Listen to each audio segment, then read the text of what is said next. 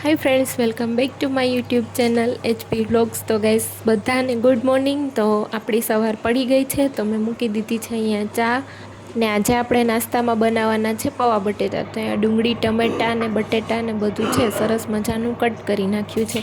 પછી એક કડાઈમાં તેલ નાખી તેમાં રાઈ જીરું નાખી ને બટેટા ને ડુંગળી છે આપણે બે એક સાથે જ નાખી દઈશું, કારણ કે બટેટા બાફી તો ઘણી વાર લાગે. તો આને થોડુંક આમ નાના નાના એવા કટ કરીને આપણે તેલમાં ફ્રાય કરી લેશું. ત્યાર પછી પૌવા તો સવારમાં બધાયને ભાવે, તો મેં 3 વાટકી જેટલા પૌવા લઈ અને સરસ મજાના વોશ કરી નાખ્યા હતા.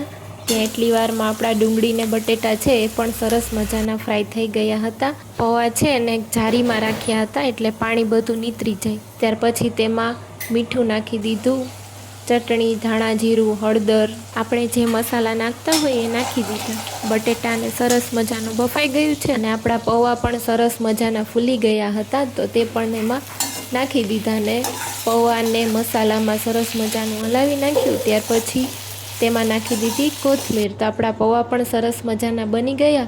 ત્યાર પછી આવી ગયા હતા સાહેબ. તો સાહેબને મેં આપી દીધી ચાય આપી દીધી અને પછી પૌવા પણ એ નાસ્તો કરીને નીકળી ગયા ઓફિસ જવા માટે. ને અહીંયા એટલી વારમાં વહી ગઈ હતી લાઇટ વહી જાય એટલે રસોડામાં તો કાંઈ મને દેખાય જ નહીં. મમ્મી માટે બનાવું છું નાસ્તો. તો મમ્મી જોઈ છે કે પાછું વિડીયો બનાવવાનું ચાલુ કરી દીધું. મેં કીધું હા. મમ્મીની રોટલી બની ગઈ એટલે એમને નાસ્તો કરવા આપી દીધો. કપમાં આપી દીધી એમને ચા. ત્યાર પછી પપ્પા પણ ઉઠી ગયા હતા, તો એમના માટે ગરમ પાણીમાં લીંબુ છે રોજ પીવે, તો એમના માટે કરી નાખ્યું લીંબુ પાણી અને એમને પણ રોટલી બનાવીને નાસ્તો આપી દીધો હતો.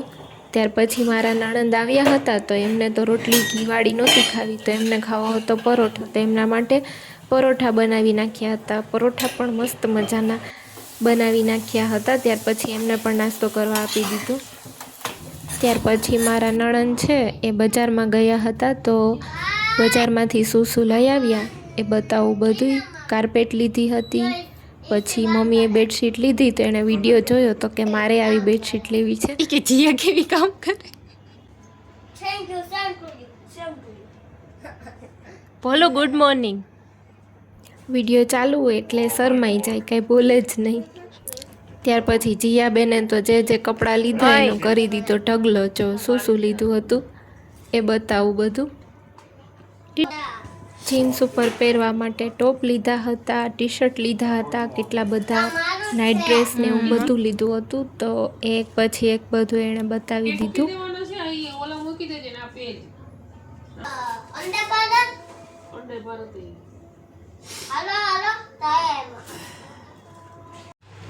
બપોરે જમવામાં લોટ બાંધીને રોટલી બનાવી લીધી. પછી આજે આપણે દમ આલુનું શાક બનાવશું, તો મેં બટેટા પણ બાફી લીધા ને અહીંયા ટમેટાં, ડુંગળી, મરચાં, આદુ, લસણ આ બધું મિક્સરમાં એની પેસ્ટ બનાવશું. તો પહેલાં બધું કટ કરી નાખ્યું. ત્યાર પછી મિક્સર કાઢીને તેમાં એક પછી એક બધું ક્રશ કરી નાખ્યું. લસણ, ડુંગળી, ટમેટાં, મરચાંની પેસ્ટ પણ બની ગઈ છે. બટેટા જે બફાયેલા હતા તેમાં ફોર્કથી આવી રીતે કાણા પાડી લેશું. બધા બટેટામાં કાણા પડી જાય ત્યાર પછી અહીંયા એક કડાઈમાં મૂકી દીધું છે મેં તેલ ગરમ કરવા માટે. તેલ ગરમ થાય એટલે તેમાં આપણે બટેટા છે એને થોડાક ફ્રાય કરશું.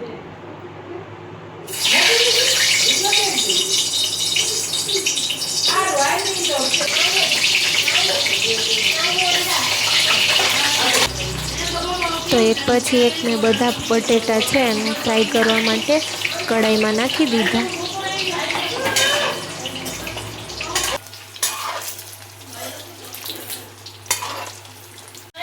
તો અહીંયા બટેટા છે એ પણ સરસ મજાના ફ્રાય થઈ ગયા છે. તો હવે જે આપણે કડાઈમાં બટેટા ફ્રાય કર્યા હતા તેમાં જ આપણે રાઈ, જીરું, હિંગ એ બધું નાખીને જે ડુંગળીની પેસ્ટ હતી એ આપણે એમાં નાખી દઈશું. ડુંગળી છે થોડીક ગોલ્ડન બ્રાઉન કલરની થાય તો આપણે તેમાં મીઠું નાખી દઈશું.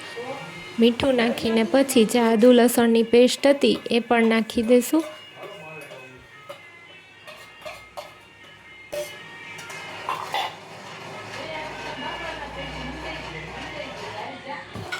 તો મમ્મી અહીંયા બનાવે છે ચૂરમું. જીયાબેનને ચૂરમું ખાવાનું મન થયું હતું તો અહીંયા ઘી છે તેમાં ગોળ નાખીને એમને ગરમ કરી નાખ્યું ને ત્યાર પછી આ રોટલી બનાવેલી હતી એ મિક્સરમાં ક્રશ કરી એમનો ભૂક્કો નાખી દીધો હતો. ને પપ્પા લઈ આવ્યા હતા ખમણ, રસપાત્રા, એમની તીખી ને મીઠી ચટણી. તો અહીંયા આપણું ચૂરમું પણ સરસ મજાનું બનીને તૈયાર થઈ ગયું હતું અને આ ગ્રેવી પણ ચડી ગઈ છે. તો હવે એમાં આપણે બધા મસાલા નાખી દઈશું. મસાલા ધાણા જીરું, ચટણી, હળદર, ગરમ મસાલો, આપણે જે કંઈ પણ નાખતા હોય તે બધું નાખીને એને સરસ મજાનું ચડી જવા દેવાનું. એકદમ ગ્રેવી ચડી જાય ત્યાર પછી જે આપણા ફ્રાય કરેલા બટેટા છે તે એક પછી એક તેમાં નાખી દઈશું. ફ્રાય કરેલા બટેટા તેમાં બધા નાખી દઈને પછી ગ્રેવીમાં એક પછી એક સરસ રીતે હલાવી લેવાનું. તો આપણું દમ આલુનું શાક છે સરસ મજાનું બનીને તૈયાર થઈ ગયું છે. તો હવે આપણે તેમાં ધાણા ભાજી નાખી દઈશું. જો ગાઈસ કેવું સરસ મજાનું દેખાય છે.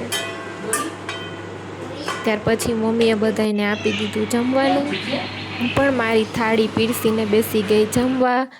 ત્યાં મારા નણંદ છે સેતુ દીદી તો એમના જવાનો ટાઈમ થઈ ગયો તો હું ને પરાગ એમને રેલવે સ્ટેશને મૂકવા ગયા.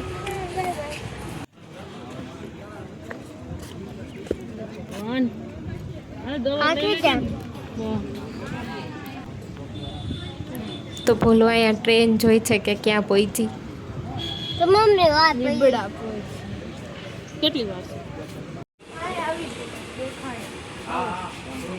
બોલું બાય બાય. ક્યારે આવી પાછો? નહીં આવું.